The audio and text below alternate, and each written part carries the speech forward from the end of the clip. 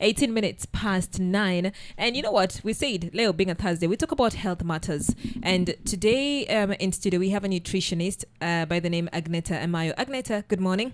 Good morning to you, Miriam. How are you doing? I'm fine, thank you. Karibu sana. Yeah, Santi.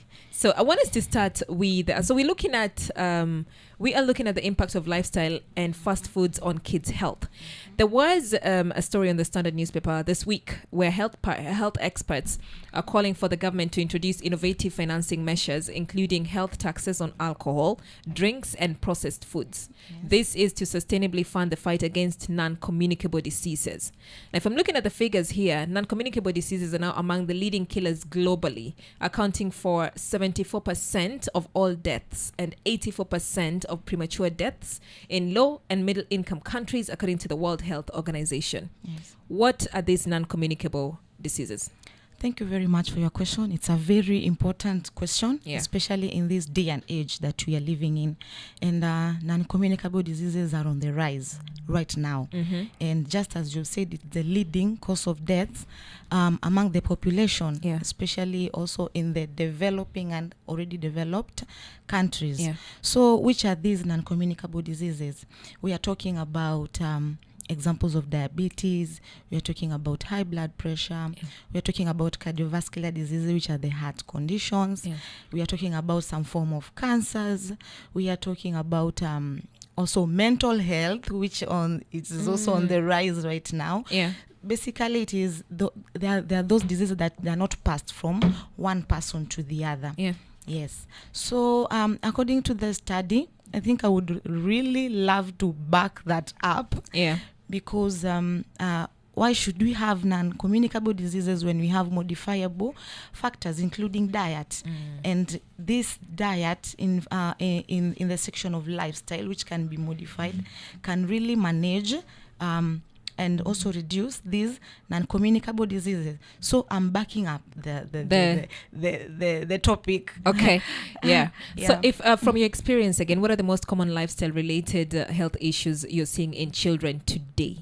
In children today, we have overweightedness. Okay. Children are presenting so much with overweightedness. Some are obese. Some you find some children nowadays developing stomach issues just from nowhere.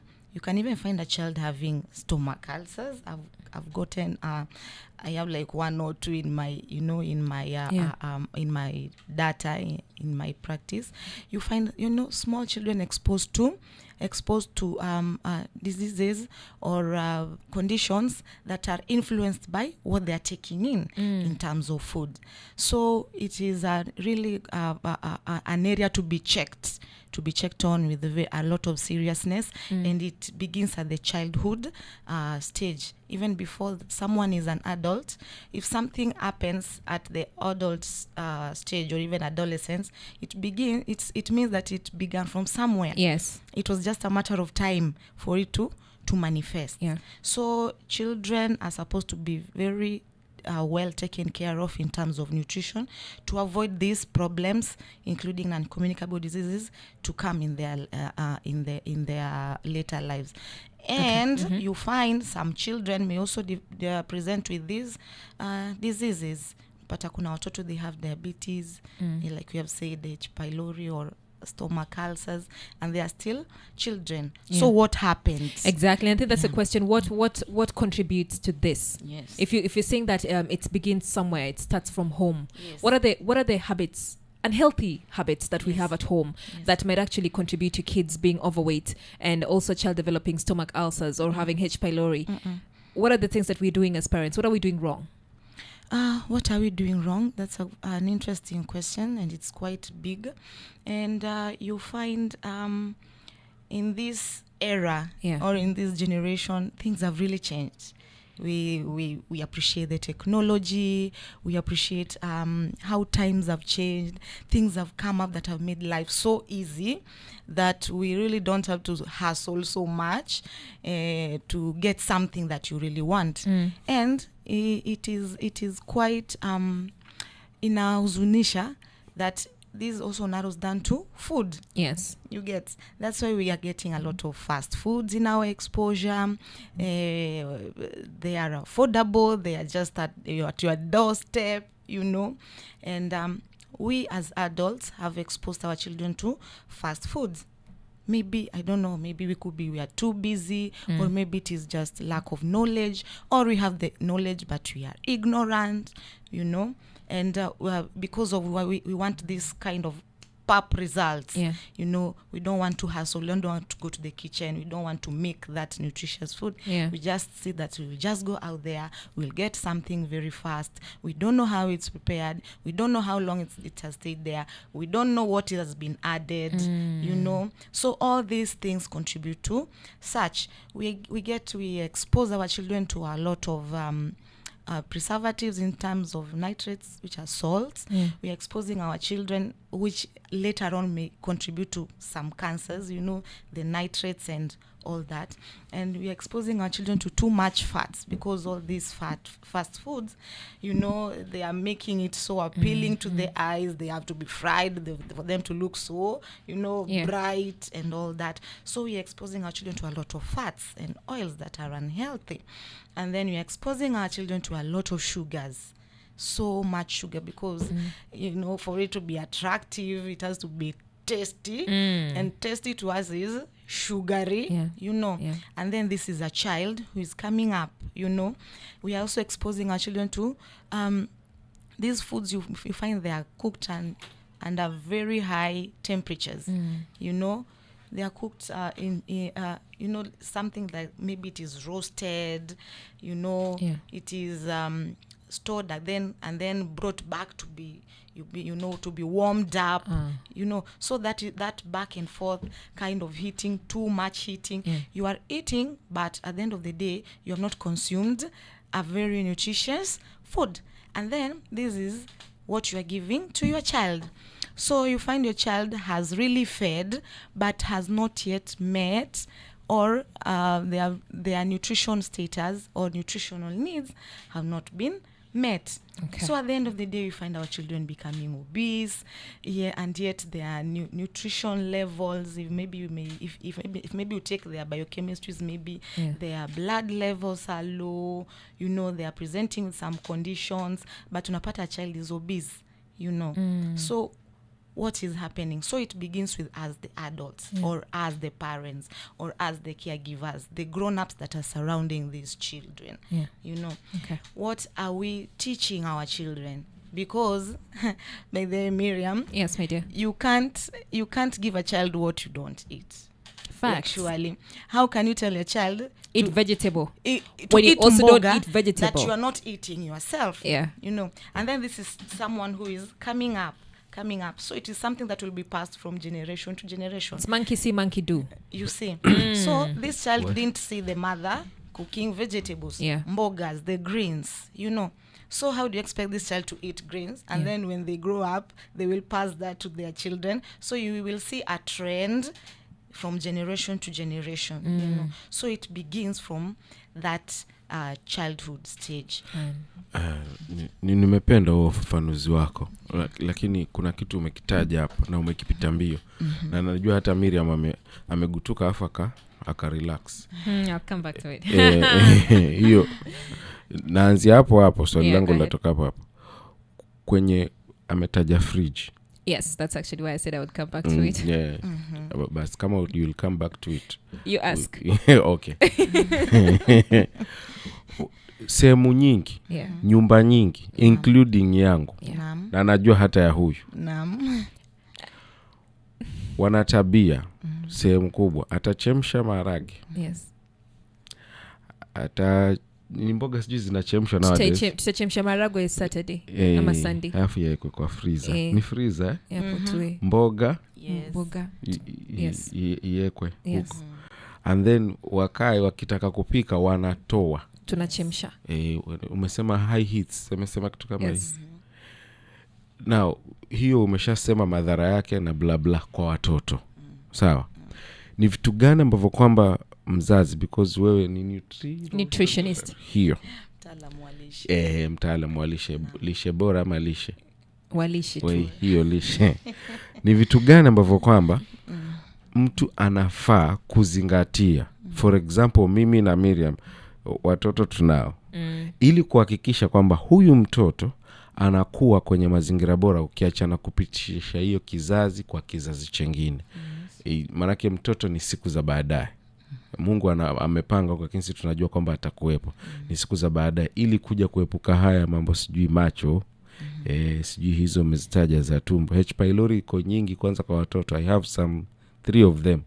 Akienda akipimwa sijui H pylori, sijui amoeba ni amoeba ama ni amoeba. Amesema vizuri amoeba. Amoeba.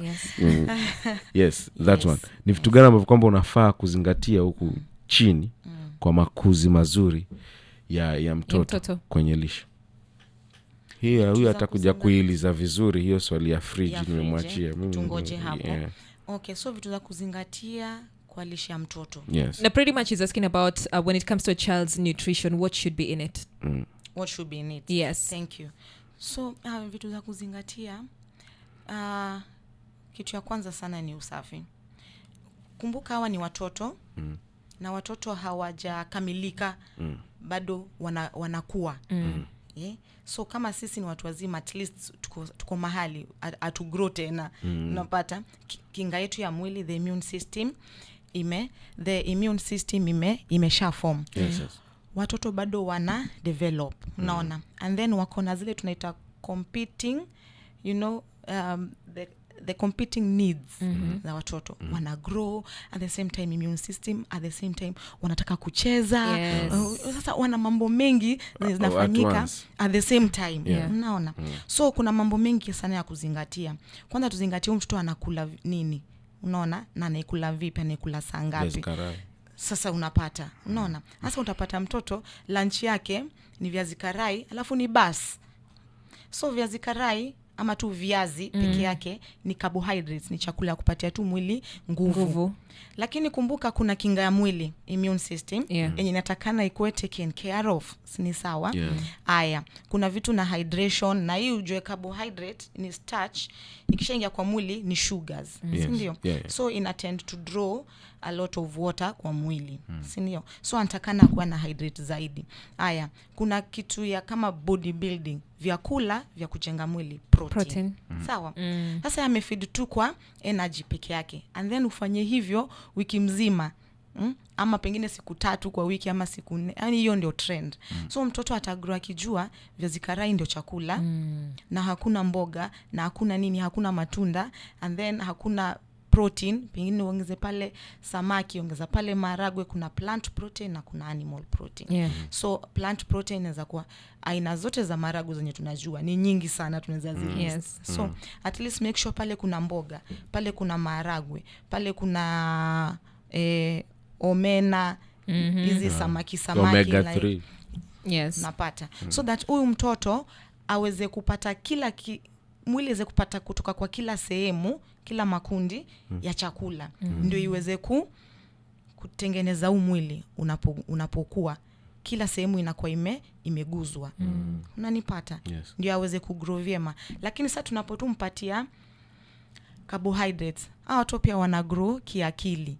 Unapata? Akili pia ina grow, inatakana pia kuwe ina supplywa na nutrients. Basi sasa tupatia watoto vyakula venye zinafanya wa grow katika hiyo section. And then sasa sisi kama wazazi, sasa ile hawa meet expectation yetu, pale shule haperform venye tuna expect, tuna blame watoto. But ukianza kurudi hatua nyuma, unaona ni mzazi kuna mahali ndio alichemka, alilegeza. Sasa unapata. So sisi sote nataka na tuzingatie nutrition ni mahali very key kwa mtoto. Very key mtoto anapozaliwa, hata si hata anapozaliwa, hata akiwa bado ako huko ndani, ako tumboni. Tunahimiza wamama wakule vizuri, sio tu kwao. Wanakula ya watu wawili, yeye na mtoto. So tunataka mtoto azaliwe akiwa na kilo nzuri. So inaanzia mahali. So inaanzia mahali kwa sisi, hata si huyo mtoto, kwa sababu ni mama akiwa mjamzito apate knowledge ya chenye anataka na kule. Huyo mtoto akue, by the time anazaliwa na kilo nzuri, anazaliwa amedevelop, mifupa ziko sawa, nini, apati deformities, kwa sababu kuna watu wanazaliwa na deformities. Why? Nutrition deficiencies. Unapata? So anapozaliwa, what next thereafter? Tunasema watoto wanyonye exclusively for 6 months. Iko na umuhimu wake.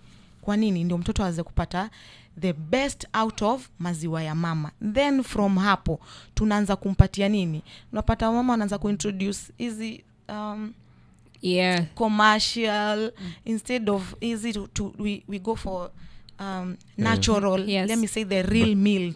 Butternut ndo nyinyi. Unaona real meal. Hata kama ni hiyo butternut na uweke mchicha na uweke karoti. That's a meal. Yes. Unlike kuendea commercial ni pengine unaambiwa to just add water and that's a meal. Unani understand? I get you. Yes. I got you. Tunaendea sana kwa ready made instead faster. Instead of a meal, a complete meal that we know it is prepared by us. Sisi tumeitengeneza, tunaijua ina nini na inasaidia mtoto kwa nini. I like that. Now when we're going back to now the food in the fridge, by the way, and I try, but not all the time. I'm the kind of person who will honestly, we will boil that beans on a Sunday and for the whole week. Sema nilijua hapo nitapata watu na kuna mwingine hapo pia wewe ni kama kupika. We decide we're going to boil this meat on a Sunday, boil the beans on a Sunday. We're boiling all our proteins, and then we're like, so now the vegetable, we're trying to keep it fresh. Even with the vegetable, we also just try to bundle all of it together and say, as we go through the week, tunapika tu ugali. You know, so we don't really have fresh food. What's Absolutely. The relevance of having fresh food on a daily instead of getting food that's stored in the fridge every single day? How does that affect us nutritionally? Yes. I think what I would say, it is not bad to store, but the question will be, how are you storing it? You know, so you find people storing things, foods in their fresh state, which may not really be nutritionally correct. Because in their fresh state, the way the fridge is created, it is created to dehydrate the food or the product, so that it stays in its condition. See, I don't know if you have stored, say, maybe a carrot in the fridge. When it is still fresh, ukienda kushika unapata it has withered or something. Kama inyauka fulani, kama kwa hata rangi imechange. Sasa unapata hiyo fridge ina tend to inatoa maji kwa ile. So what does that mean nutritionally? I get you. It drains, because when that water comes out, when it evaporates, it goes with the nutrients. In short, unatuambia kwamba tukila hivyo vitu twala tu basi, hakuna kitu, twala tu tuende zetu chooni. Sasa unapata unachemsha, ukichemsha sasa unataka uchemshe, umwage yale maji uziweke zikiwa dry, si ndio? So in the process of pouring that water, hiyo maji yake unamwaga huo uzuri wote wa hiyo chakula, and then by the time inafika hiyo 1 week, if you must store the at least the healthy way, it shouldn't be more than 3 days. At least. That's okay. Tuko sawa sana. Hauko sawa. Chakula iko sawa. Hauko sawa. Any is pity up, because sometimes unapata you really have to do that. But the more they overstay, zinaenda ziki lose their nutrients. By the time you're taking you're just taking something that is just there. Okay. Now let us go to now the occasional fast food. The times you're saying, okay, fine, we've been eating, my daughter says this a lot, mommy, we've had a lot of healthy food. That's her version of saying it's enough. Like amekula mboga, akakula ugali, akakula mayai, akakula, you know, she's like, a lot of healthy food. So zingine the parents who say, okay, fine, we've had a lot of healthy food, so there once in a while where you go grab that chicken, right? You go get that pizza, you go get the burger, right? This occasional fast food, do you think it's harmless? And that's now from a medical standpoint, where do you draw the line between moderation and risk? For now, parents who just say, we're going to do once a week, Tuesday, pizza, right? Or in a month, we're just saying, tunajipiga mwili pole tena, tende pale, we sit there with family, and go all the way with all the chicken and all the loaded fries. Yes, tunajipiga mwili pole once a month or twice a month or thrice a month. I would just say family Sunday. Is that okay? Does that also have its risks, and what's the impact of that? Thank you very much. You know, before something becomes a behavior, consider the key word. Yes. Thrice a month. Consider. Okay. Before something becomes, a behavior is learned. Yeah. Yes. And of course, something that you've learned, you can unlearn. But for something that is bad, or whatever thing that, even if it's something that is good, means it started from somewhere. Yes. Yeah? And then with time, unaona, this thing can be. And you have said something that unapata mtu anakuambia we have had a lot of this. Then hii ingine aliitoa wapi? Yes. It means kuna kwenye ulimuonjesha. Yes. Kuna kwenye ulimuonjesha, because mtoto ataamka just from the blues akwambie mom pizza yenye hajaiona. Yeah. So I initiated it. You initiated it. you know. So ni sisi to train watoto. Snacking, it can't just be the fast food kind of. Now that you have mentioned pizza, a snack can't just be a pizza. We have healthy snacking. Yeah. You can snack on nuts, you can snack on dairies. What are healthy snacks? I would say them because the nuts, the ones I'm saying, you can snack on nuts. Because we have taught our children that snacks ni vitu crisps. Yes, the popcorns, Ringos. Yes, hizo ndio kwa mind zao wanajua ni snacks. Sasa hata ukinulia mtoto ndizi, anakwambia mami si snack. Anashindwa ndizi inaanzaje kuwa snack. A fruit. It's a fruit. Yes. It's a snack. Yes. Teach them. You snack on a fruit. You snack on your nuts. So your need to snack. Yeah. So the snacks. Snack. What? Snack on juice. Leo. So no, do you know what I'm interested in there? Wewe bora nacheka hivyo. Nikubaya. Ni leo. Hey. You snack on the banana. No, honestly, I want to know. Salim. Ole. Tutoka hapa.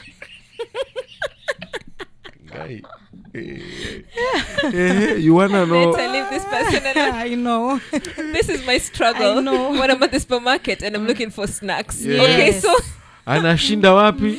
So zingine, Kwangano. honestly, we've done that we've done the healthy meal. Yes. Which means balance. Kufanya kuna beans, kuna sijui mayai, kuna vegetable, kuna ugali, we are balancing. We ensure there is carbohydrates, there is vitamins, there is protein, there are fruits, there all that, right? Absolutely. And then now I go as I pick the fruits, Nisha pick fruits. Then now the snacks are not there. And then I'll give an example because I'm raising a girl. I know. She'll come and say every single time ataingia kwa fridge unaona anafungua fridge anafunga.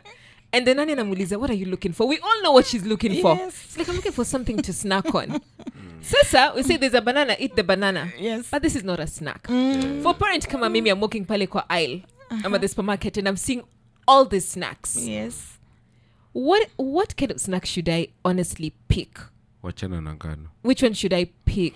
You've said nuts, one of them. Yes. What else is there? We have a variety of dairies and dairy products. Hizo ni snacks. Gani? You can snack on some yogurt. Yogurt, yes. Okay. Yes. We have talked about the fruits, Cindy. Yes. Yeah. We have talked about the fruits. Also, another way of snacking, we can do our juices, but at least the ones that we know are safe. If we can make our own. So we're doing the fresh juice. Yes. Yeah. At least we are sure this is safe for our children. Okay. Juice. Ulibai juice gani ukapeleka nyumbani? Mimi hata sina ni snack. Which one? Juice. Blended. Ni snack. Okay, the boxed ones. What does snack? Acha snacking. Nimeshaelewa. Nimeshaelewa. Snack kwako ni nini? Ama inamaanisha nini? We. Sema. Snack kwangu. Nini? Ni ngano hizo. Ngano sinaona gano nataka snack. Wanaenda pale mahali kwa kama supermarket. Hapo mahali kuko na sijini biscuits. That one. Yes. Yes. mamikate ile zile ni the cakes. Yes. Hizo ni the chocolates that you just got. Yes. Hizo ni snacks. Kumbe hii yogurt you can snack it. Yes. Juice you can snack it when you blend. Tafadhalini muache kabisa, msikaribie kwenye hiyo shelf ya ngano. Now you're talking to your kids. Yes. Yes, a snack ni vitu tunaita tusaidie our listener. Yes. In between, si ndio? Sio meal, sio chakula. Yes. Si ndio? Yes. Nika in between kitu umebite as you wait for the meal. Na hata pia si must. Yeah. It is not really necessary. Maybe you are just feeling you need to add something as you wait. Like size pengine size it is almost 9 almost 10 Yeah. I can snack something. And you had your breakfast at 6. And maybe uta break saa 7. Yeah. Then you feel saa 7 itakuwa mbali and you are feeling like you want to fuel ni boost. Kitu tu Boost kidogo. Na si eti unaikula kushiba. A snack si eti it's meal per se. It's just an in between, something that is coming very fast as you wait now kwa for chakula. For the main. Sasa nao uambie, manake hapo sasa hiyo point ulikuwa ungeiruka hii. Kuna mtu aweza chukua pakti nzima ya njugu. Niko na evidence. Yes. Ya macho.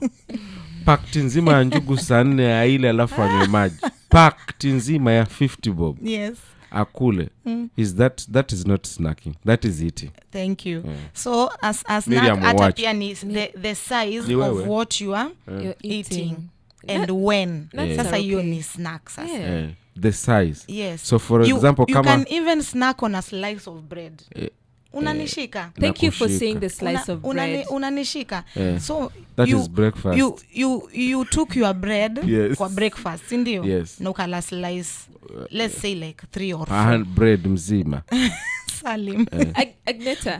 But that's how you want to snack. You do a slice. A slice. You know, a snack is hizi njugu unafaa ule kama you're saying just a handful is okay. Okay, so let's help our friend. Okay, you've mentioned bread. I like that you brought bread up. So for breakfast, for somebody who's, let's say we're having bread for breakfast, and of course there's bread and then there's Blue Band. For somebody who consumes close to a loaf of bread every day.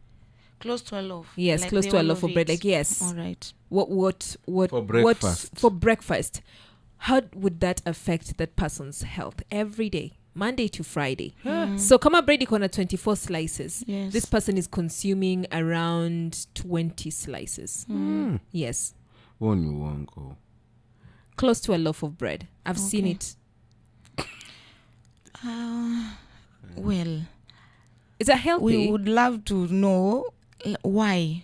Anakula tu. Really have to do amejiachilia anakula tu. That's quite unhealthy. You can't eat a whole loaf by your, like alone. You can't do that. Okay, so let's break it in slices, in blocks.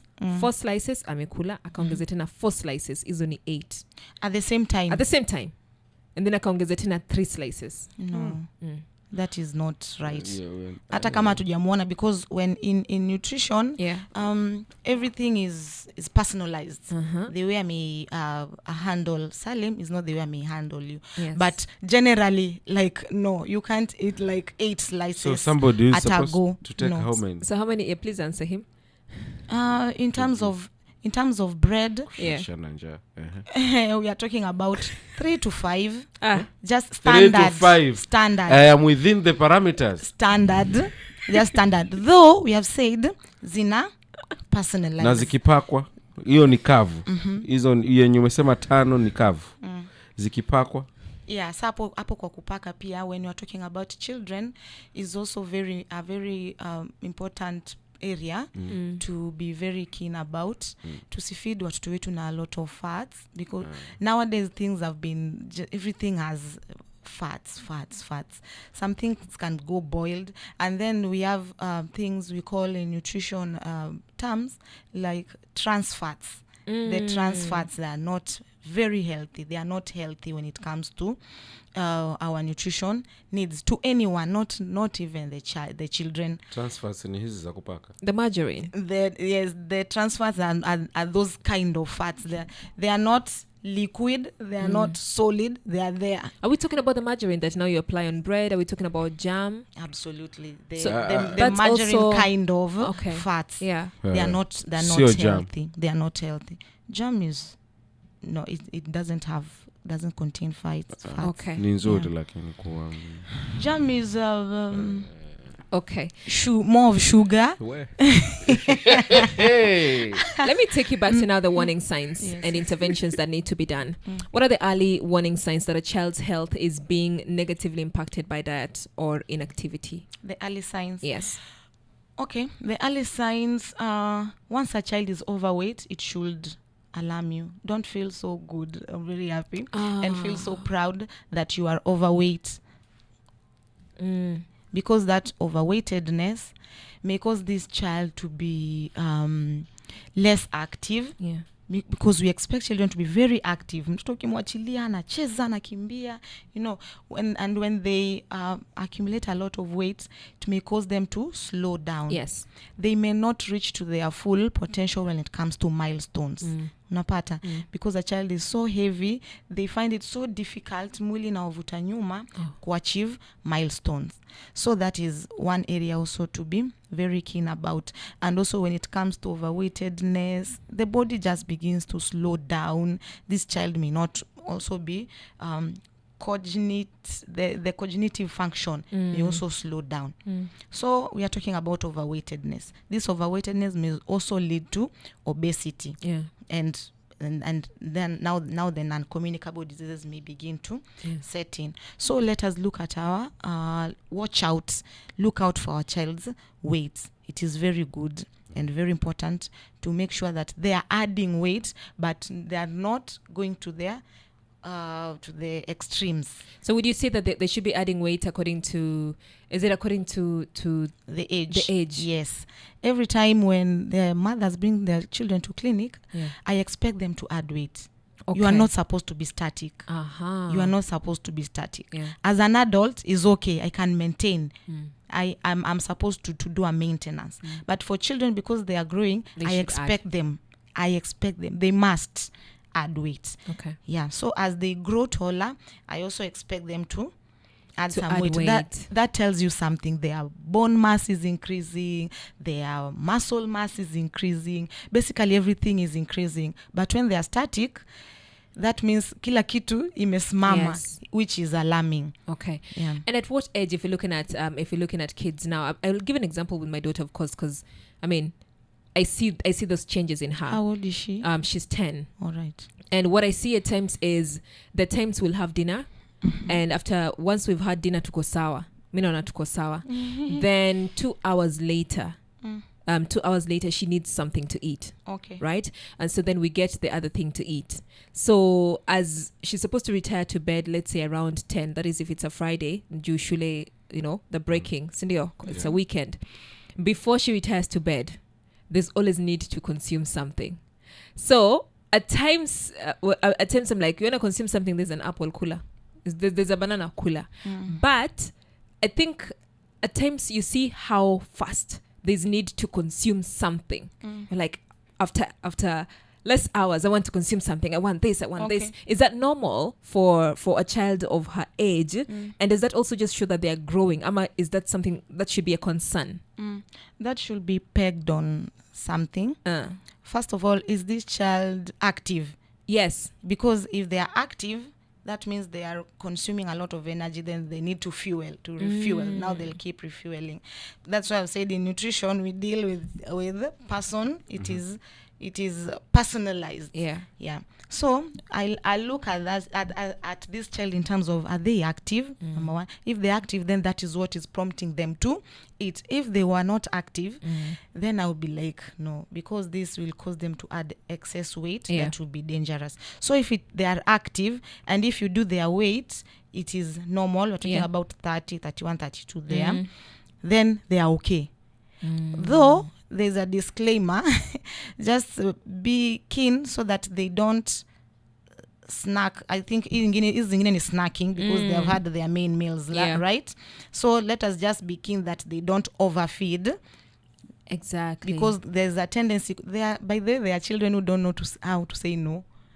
their children utawambia tupanua mdomo anapanua tu na unamfeed, they don't know how to say no, and their children who know how to, communication, their children don't know how to communicate. How then does you cannot tell when they are hungry.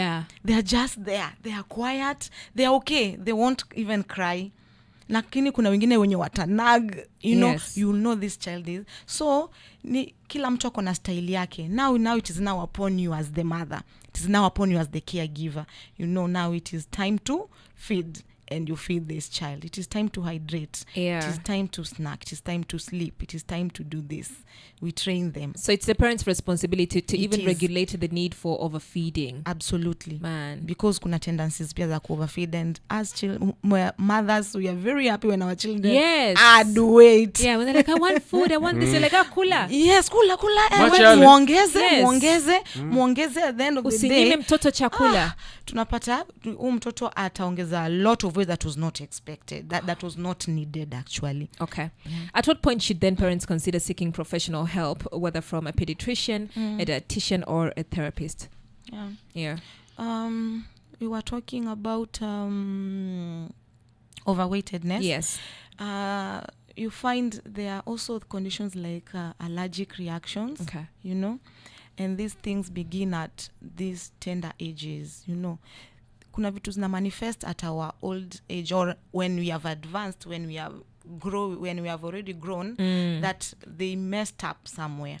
So when we are talking about watching out on what our children are feeding and areas to check, ni vitu pia kama allergy, the allergic reactions, the intolerances. That means something went wrong somewhere. Because normally your body is not supposed to reject anything. Then that means there's a problem somewhere that needs medical attention. So that is very important to check on. And if there are other tendencies of on and off kind of inflammatory diseases, because we find most of these diets zenye watu wana engage in right now, they bring things like allergic reactions, intolerances, the inflammatory kind of diseases that zilikuwa too brought up because of nutrition malpractices. Understand? So when such things begin to set in, you will know that maybe something somewhere was not right. Okay. And so now you're an advice or a message that you would actually give a parent, that you would wish every parent understood about the impact of food and lifestyle on their children. What message would you give? I would love to tell the mothers, when their children, all under 5 children are supposed to be attending their growth monitoring clinics. Okay. Although you find nowadays tunapeleka watoi shule mapema, and they are not they can't take advantage of this growth monitoring clinics. Unapata mtoto amefikisha 3 years ashaanza shule. So they don't complete their clinics, but according to the standard they were supposed to be at least hadi 5 years mtoto anataka naende clinic. So that during the clinic sessions we may probe that we may come up with something that maybe in the process of talking and interacting and probing, we may come up with something that you didn't even know that was happening to this child. So that is prompt, it is prompt, how can I call it? You are able to pick that as soon as possible. Unlike when the damage is already done. So let us be very keen in taking our children for clinics. Women and mothers are very reluctant to take their children for clinics for growth monitoring, as long as their vaccines and immunization schedule is over. Nakwambia tu nikuje tu kumpima 2 kilo. That is also very important. Because when you come, you will ask, nimpatie nini? Hana appetite? Ama anakula sana? Ama nini? So if you don't bring them, whom will you ask these questions? And then you will just be doing things out of, and your own thoughts that is not very right or according to the guidelines or as per the standards, then you may end up messing. Oh, I like that. Thank you so much, Agneta, for making time. Thank you, This Miriam. has been so good. We've been talking about impact of lifestyle and fast foods on kids' health. And of course, we've been speaking to Agneta Ameyo. She's a nutritionist. Where can people find you on social media? Wow. I'm on TikTok, though not that active. I'm on Facebook, Agneta Ameyo. Yeah. I'm on also on YouTube, Neta. Neta. Yes. Yes. On TikTok, I'm there, Agneta Ameyo. And physically, where I work at Relio Dispensary, Shimanzi Ward, just opposite KPA High Level. We are just there. Thank you. So you can find me there. Come, we talk, interact, we learn about children. That is one area that is very interesting. Yeah. And I'm passionate about it. Thank you. You've taught us things. Hakuna kuweka food kwa fridge. Wacheni. Wewe fast food utafanyaje? For that Fast long. food gun. Mimi I was talking on behalf of people who are listening. I don't do those Snacks? things. Snack mkate nitakula ni breakfast. Hata science amekataa loaf of bread. Ni less, napunguza amesema a loaf 5. of bread. Amesema 5 na mimi nilikuwa napitisha na 3. You should not eat a loaf you've of said bread. 5. I was taking 8. I will minus. He was taking You are taking 8 every yes, day. I was taking 8. Now I will reduce them to 5. Na nipake. Nitapaka. Kupaka nitapaka. Don't control me. Actually, I was going to take 5 slices of bread plus a cupcake today. Hey. No, take tell him about choose one choosing the 2. Ai jamani, hili niko na njaa.